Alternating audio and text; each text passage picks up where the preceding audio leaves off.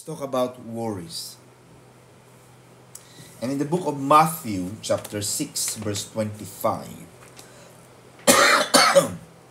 Matthew 6:25, Matthew 6:25, and this is why I tell you, and Jesus was talking. Jesus said, ito ang sinasabi ko sa inyo, don't worry about your life. Don't worry about your life. What you will eat or what you will drink, or about your body, what you will wear. Isn't life that more than food and the body more than clothing? Hindi ba mas mahalaga ang buhay kaysa pagkain? Hindi ba mas mahalaga ang katawan kaysa pagkain? Hindi ba mahalaga ang buhay kaysa mga damit? Kung isipin natin, Sister Sarah,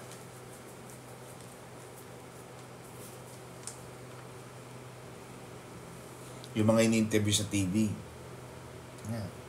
wala nga po kaming naiano eh. Lalo na yung parang Santa Rita Dam, sa may Pampanga yata yun eh. Talagang nasira yung dam, nasira yung tulay. At nakakaawang makita yung ating mga kababayan na sinalanta ng mga malalakas na bagyo. Nakakaawa. And we are praying for them. Pero alam mo, isa sa pinagpapasalamat nila. Pero salamat na lang po at buhay kami.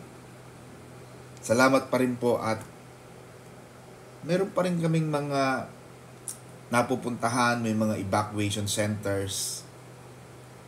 Kaya sinasabi ni Jesus, hindi ba mas mahalaga ang buhay kaysa damit? Hindi ba mas mahalaga ang katawan kaysa mga pagkain? Basta ikaw malakas, buhay ka, masaya na tayo dapat. That is the starting point of being blessed, of being grateful.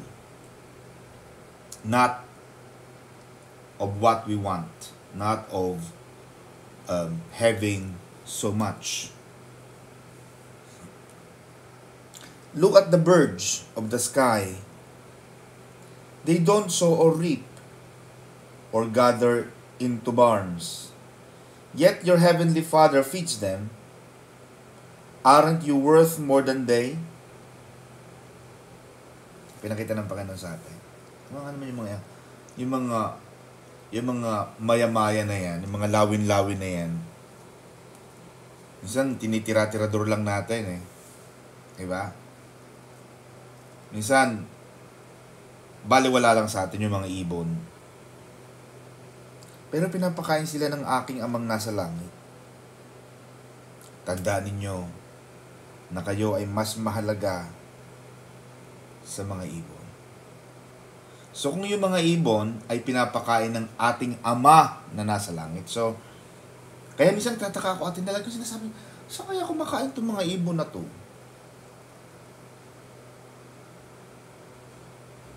Kaya pag minsan may mga taong mababait sa mga ibon, di ba sa park, ang nakalagay, don't feed the birds. Pero yung mga tao, pinapakain pa rin nila. Eh, well, talagang gusto nila yon. Pero kahit hindi natin pakainin yung mga ibon na yan, sinabi ni Jesus sa atin na nagpapakain atin sa mga ibon ay ang Diyos Ama. Hindi naman pwedeng sabihin ni Jesus na hindi, or kumakain naman sila, nakakakita sila ng pagkain, pwedeng ganun Pwedeng yun ang sabihin niya, pero hindi. Jesus gave us a glimpse. Ibinigay ni Jesus sa atin yung susi, bakit yung mga ibon, o baka kahit yung ibang hayop. Pag tinignan naman yung mga palaka, saan sila kumukuha ng pagkain? Diba? Yung iba't ibang uri ng hayop, saan sila kumukuha ng pagkain? Diyos din ang nagpapakain sa kanila. Kaya sabi ng Panginoon, mas mahalaga kayo sa mga hayop. Mas mahalaga kayo sa mga ibon. Bakit, Atene? Wala silang John 3:16 eh. Hindi ibinigay ng Diyos sa kanila yung John 3:16. Na dahil mahal, sobrang pag-ibig, sobrang pagsinta ng Diyos sa tao, ibinigay ng Diyos Ama ang kanyang iisang anak para sa kaligtasan ng sangkatauhan. Tao lang ang iniligtas ng Diyos. Ang hayop, pag namatay, wala siyang spirit. Diba? Ibigay sa atin ng Panginoon yun. Ito pa ang sabi, can any of you add a single cubit to his height? Meron ka bang kakayahan na dagdagan man lang ng isang sentimetro o isang inches, isang pulgada ang iyong taas by worrying? Kaya kung ipinanganak ang 4'11", huwag ka nang magnais o manalangin na sumama na maging kandidata sa Binibining Pilipinas. Dahil ang Binibining Pilipinas, kapatid, may height restriction. Pero hindi ka pwedeng mag-alala dahil sinabi ni Jesus, hindi ka pwedeng makapagdagdag sa pag-aalala, hindi mo pwedeng dagdagan ng iyong taas kahit isang pulgada dahil nag-aalala ka. So, kung wala kang magagawa sa iyong pag-aalala, bakit ka pa mag-aalala? Why do we worry? Sometimes hindi natin maunawaan yun. Yung ibang mga kliyente ko, sabi niya, Tony, nag-aalala kasi ako kasi ganito eh. So, sige, mag-alala ka, pero wala naman nagagawa ang pag-aalala mo. Ang gawin mo na lang, siguro, para sa akin, kasi ang iba kong mga kliyente, hindi naman Kristiyano siguro, hindi naman namin napapag-usapan yan natin eh. Hindi naman kasama sa aking profession na tanongin, anong relihiyon mo? Diba? Pero para sa akin, ang pwede mong gawin, kung naniniwala ka, magdasal, and then gawin mo ang kaya mong gawin. Pag ang isang bagay hindi mo na kayang gawin, hindi mo dapat gawin. Dahil hindi para sa iyo yun, para gawin mo. Hindi inaasahan ng Diyos na maging Superman ka, kapatid. Ang magagawa mo lamang ay yung magagawa mo. Pagkakulang ka na, hindi na yan para sa'yo. Hindi kasi Sharon Cuneta o si Nora Honor, pasan mo ang daigdig. Huwag mong pasanin, kapatid. Makukuba ka sa kakapasan. Ang sabi ni Jesus, and then why? Why do you worry about your clothes? May mga tao nga naman nag-aalala sa mga damit, sa mga susuotin, sa kinabukasan ng kanilang mga anak. Alam mo ang kanta atin eh, alam mo siguro ito. Que sira-sira. Diba? Sister Antelita. Sinong kumanta niya, sister na que sira-sira? Diba? Whatever will be, will be. Wala kang participation dyan. Amen ba? Well, ang magagawa mo lang sa mga anak mo, anak, hindi ko anak ko, natatakot ako sa magiging kinabukasan ng mga anak ko. Ano ang sabi ng Biblia, Sister Sarah?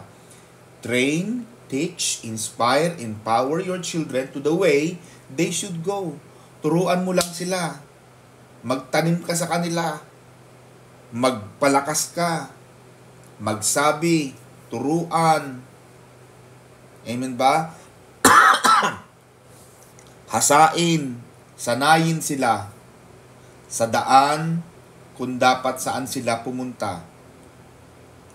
Upang sa kanilang paglaki, hindi nila makalimutan, hindi sila makalimot sa iyong mga utos. Yun lang ang magagawa ng isang magulang. Pero yung mag-alala, naku, ano kaya magiging, minsan nakakatakot yan eh. Lalo na kami, may mga anak akong teenager. Siguro si Sister Ne, ganun din. Yung may mga anak na teenagers dyan, na parang, naku, ang mga anak ko ngayon, ganito na. May mga bata ngayon na matatangas. You know what? I cannot wait to leave this house. Marami ng mga ganon. May kahapon, may napapanood ako sa YouTube, mga bata. I hate this house, I hate this house, I hate this house. Gusto na nilang umalis. Atine, ang bata, parang 2 taon pa lang. 2 taon, 3 taon. Ha? Imagine mo, gano'n na sila magsalita. 3 taon, hintayin mo maka-10 taon yan. Hintayin mo maka-15 taon yan. Hintayin mo maka-20 years yan. Tingnan ko lang. Baka nakakaisa ka pa lang, yun ang sabi ng matatanda. Parang puwit ng manok, putak ng putak. Nakakaisa ka pa lang magulang, mami, isa ka pa lang, nakakasampu na sila. Pero may magagawa ba tayo? Diba, sabi ng Panginoon sa Deuteronomy 28, Panginoon, babasbasan mo ang bunga ng aming katawan. Lord, you made a promise na they will be mighty in the land. Magiging malalaking tao sila sa lupain. At Panginoon, as for me and my house, we will serve the Lord. Kamag-alala. Panginoon, kung ano mangyayari kay Eunice, ano mangyayari sa mga anak ko, Panginoon, hindi ko hawak. Panalangin mo lang. Dahil tandaan mo, tayo mga magulang na nag-aalala sa kinabukasan ng ating mga anak, hindi lang yan sa'yo. Kailangan kakampi mo, kasama mo ang Diyos na nagpapalaki sa iyong mga anak, Sister Sarah. Babasbasan mo mga anak mo, anak. God bless you. Magkaroon kayo ng mini Bible study sa church or sa bahay. Bakit mini lang? Huwag mong habaan, Sister Milen. Yung inyong prayer, kapatid na Milen, huwag 30 minutes. Sabihin mo, mga 3 minutes lang. Kasi pag sinabi mong 30 minutes, ay naku, ang haba, Friday. Ang sarap maglamyerda, maghada-hada sa Eiffel Tower. Ay talaga namang malaking, di ba? O kaya naman ay ibang araw nga. Pero kahit konting oras lang. Sister Milen, sabihin mo kasi hindi kailangan mahaba. Sa bagay, sa London kasi ang prayer namin umaabot talaga din kasi minsan nagkakamalapitan na ang isa't isa. And the good thing about that, Sister Milen, just to add up, doon sa sinabi mo kanina, kasi sa Bible study, hindi talaga design yon to share or to tell or to advise. May mga kapatid tayo na nawawalan talaga ng ganito, ganyan, nawawalan ng susi. O nawawalan ng lakas ng loob. And it's time for that prayer meeting or yung tinatawag nating cell group, CELL, na makapag-share. So, huwag kayo matakot mga kapatid, mga magulang. Akala mo yung mga anak mo na hindi nakikinig sa'yo. Yung salita, na itinanim mo sa loob ng maraming taon. Paglaki ng mga yan, they will not forget.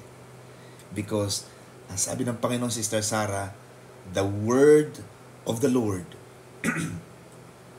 the word of the sovereign God will not return void. Once itinanim mo yan, salita ng Diyos, hindi babalik ng walang bunga. It will not return empty, but it will do what it was commanded to do. When you bless Scarlett, anong pangalan pa ng anak mo, Sister Sarah?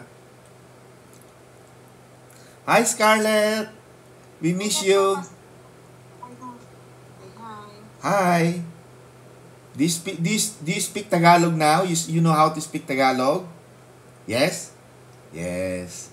Last time you don't know how to speak Tagalog, bagsak ka daw sa Pilipino pero ngayon, malakas na ang aming Scarlett. She's very good in Filipino. Amen. What's the name of your other daughter, Sister Sarah? Sofia Avery po, Pastor. Sofia. Avery po, Avery. Yeah. Babasbasan mo lang sila. I bless my children. Anak Sofia and Scarlett, Eunice, mga anak, lalaki kayong mainam. Lalaki kayong naglilingkod sa Diyos. Lalaki kayong magiging pagpapala sa amin, sa ating pamilya, magiging karangalan kayo ng ating pamilya. Magiging karangalan kayo sa kaluwalhatian ng Panginoon. Do not worry. Akala mo minsan ay ganyan-ganyan. No. Do not worry. Don't worry about that. Marami mga magulang nag-aalala eh. Naunawaan natin ang pag-aalala. Pero may nangyayari ba? May nagagawa bang mabuti ang ating pag-aalala? Wala.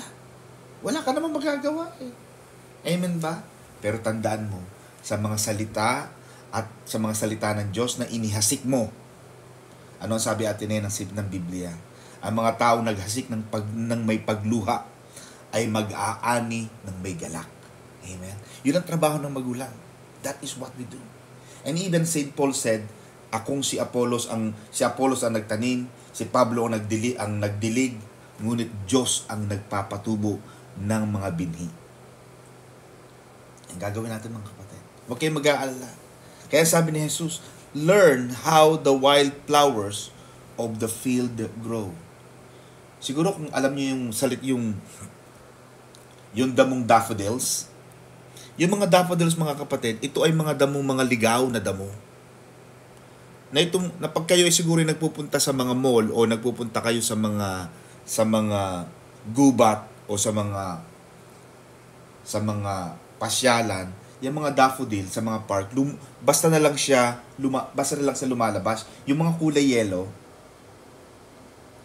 Ang sabi ni Jesus, tingnan mo yung mga daffodils, tingnan mo yung mga wildflowers na yan, na nasa parang, bakit sila lumalago? Bakit sila tumutubo? Hindi naman sila itinanim. Wala naman silang binhi. Pero sabi ni Jesus, yet I tell you that not even Solomon in all his splendor was adorned like one of these. Diba? Noong unang panahon, Sister Sarah, walang electric fan si Solomon. Abay, nakita ko nung isa si Sister Eugenia, 20, nagbukas ng kanyang camera, nasa Orense, may air conditioning system sa may sulo. Aba, sa sulo, Sister Eugenia, naka-aircon. Amen ba mga kapatid? Kaya, nung panahon ni Solomon at wala silang mga mineral water. Wala silang cellphone. Marami ang in-enjoy natin ngayon. At sinasabi ni Jesus, yet I tell you that not even Solomon in all his splendor was adorned like this. Kahit anong talino at yaman at pagiging hari, marangal ni Haring Solomon, ngunit hindi siya nakapagdamit ng mga magagandang bulaklak na ito. Maaari hindi siya nakapagbarong. Baka maganda lang yung kanyang robe, pero wala siyang ganito. Because Jesus said that.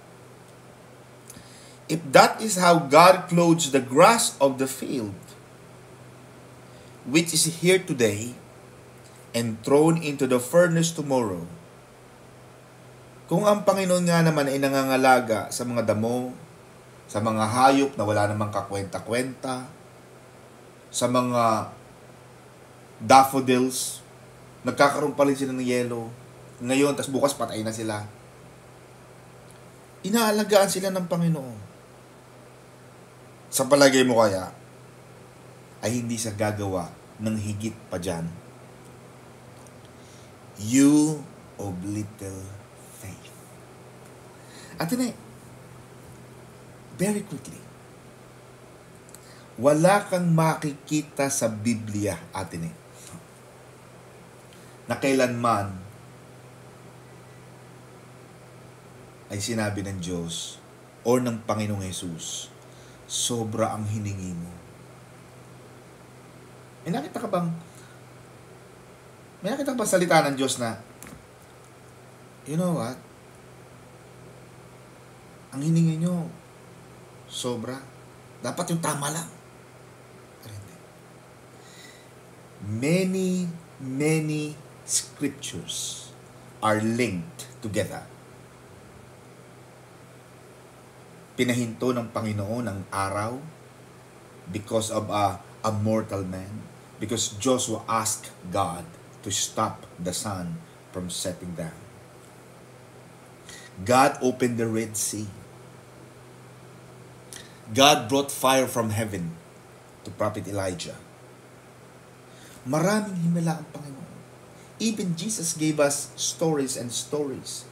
May isang matapang na hurado, matapang na hukom.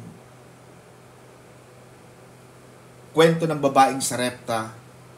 Maraming Peter, nung si Pedro ay lumalakad na sa tubig. Ano palagi ang common words ng Panginoong Yesus?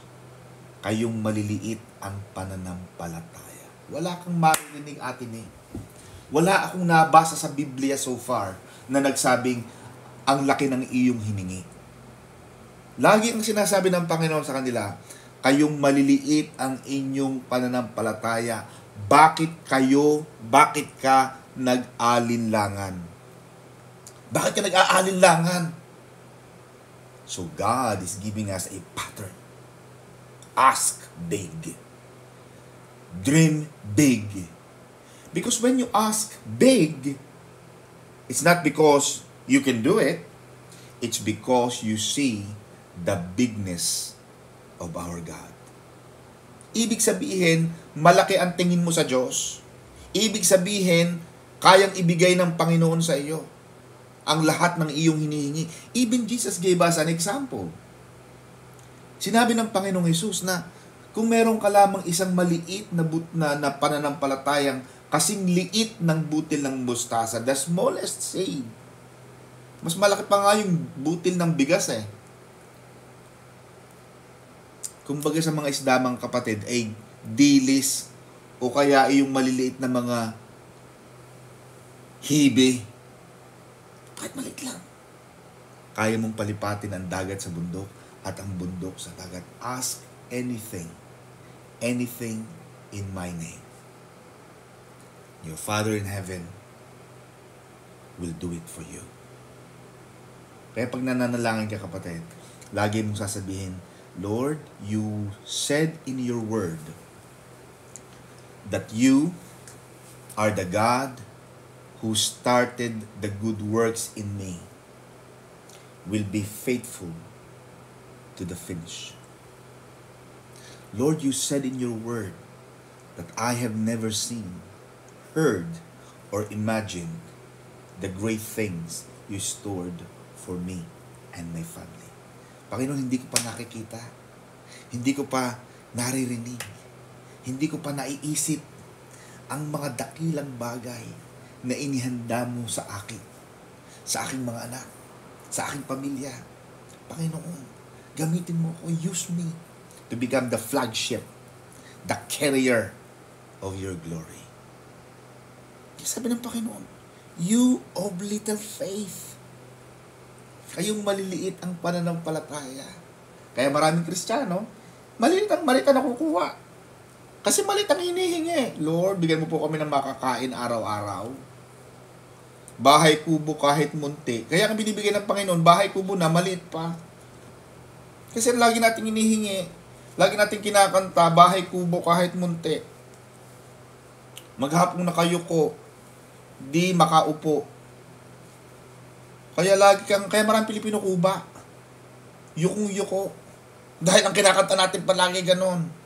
Ang mamatay ng dahil sa'yo. Kaya maraming Pilipino namamatay ng mahihirap. Kaya dapat baguhin natin ang curriculum ng Pilipinas. Now, may isang mag-asawa mga kapatid na natatakot sa kanyang kinabukasan atin eh. Ang nakikita niya, puro mga problema sa buhay. Ang pangalan niya ay si Nancy. Si Nancy may asawang, ang pangalan ay Tom. Si Tom ay nahihimatay every day. Nahihimatay siya 3 times a day.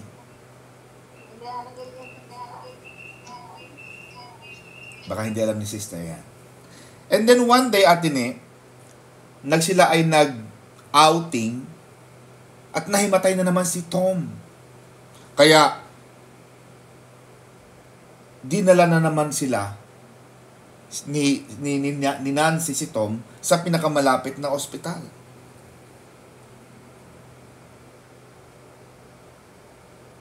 Pagdating nila sa doktor, alalang-alala si Nancy kasi lagi nahihimatay si Tom. Sabi niya, Dok, ano po ang problema ng asawa ko? Alalang-alala siya. Kasi asawa niya eh. Sabi ng doktor, I'm sorry, Miss Nancy. Pasensya ka na. Meron akong sasabihin sa iyo. So, pinrases na yung kanyang discharge sa ospital. At habang naglalakad sila palabas ng ospital, kinausap siya ng doktor. Sabi niya, Nancy, may sasabihin ako sa iyo.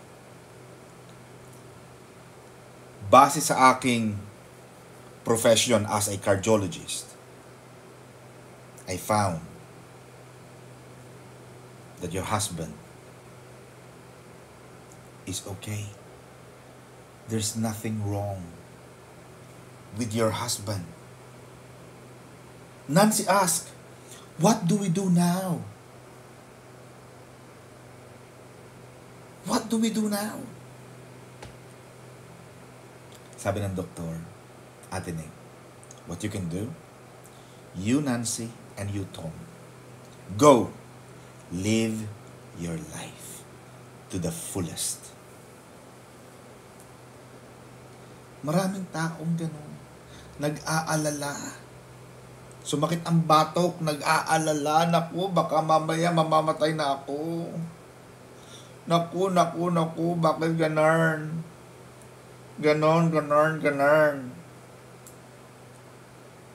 Bruno, isang doktora nagsabi sa kanya, go live your life to the fullest. Mabuhay ka. Lakad lang. Laban lang. Sige lang. Amen ba? Yun ang sabi ng doktor.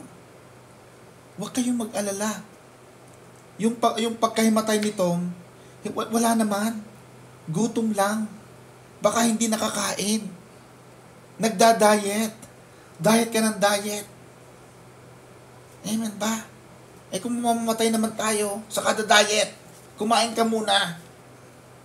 Bawas-bawasan lang.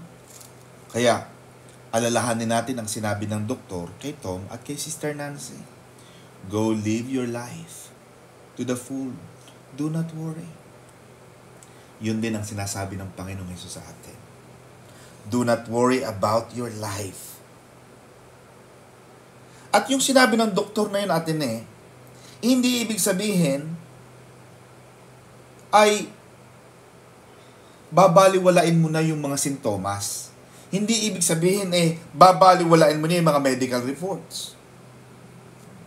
Sa halip, binibigyan lamang tayo ng babala, ng warning ng Panginoon.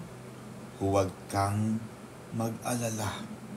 Kung kailangan magbawas, mag-exercise, gumalaw-galaw pag may time, mga kapatid, gawin mo yun.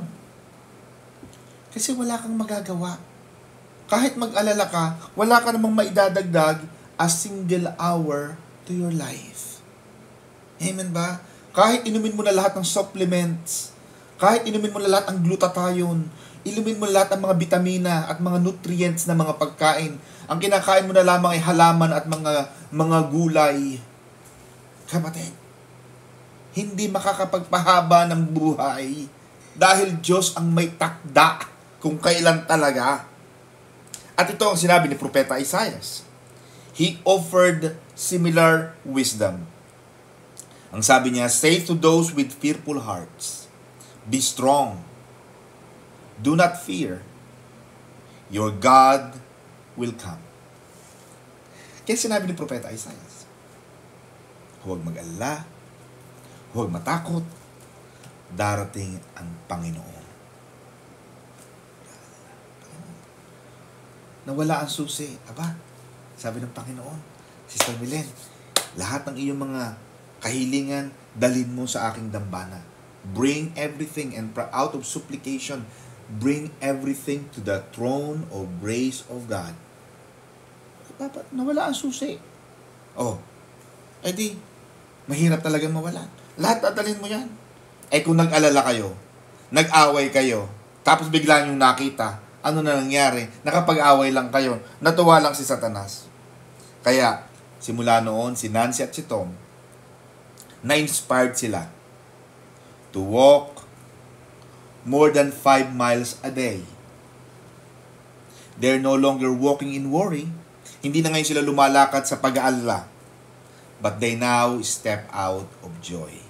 Sabi ng Panginoon natin I came not to give you problems. Life is not a problem to solve.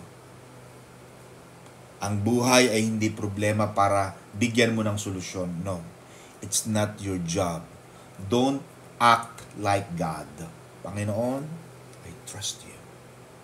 Panginoon, di ba? Are you tired of chasing pretty rainbow? Di ba? Give them all. Give them all. Give them all to Jesus. And He will turn your sorrows into joy. Kapag ang iyong pananampalataya, ang iyong pananalig, ang iyong prinsipyo sa buhay ay magtiwala sa Panginoon, hindi ka mabibigo. Amen? So do not worry. Pagpalain tayo ng Panginoon mga kapatid, and God bless you sa Italy. Pagpalain kayo ng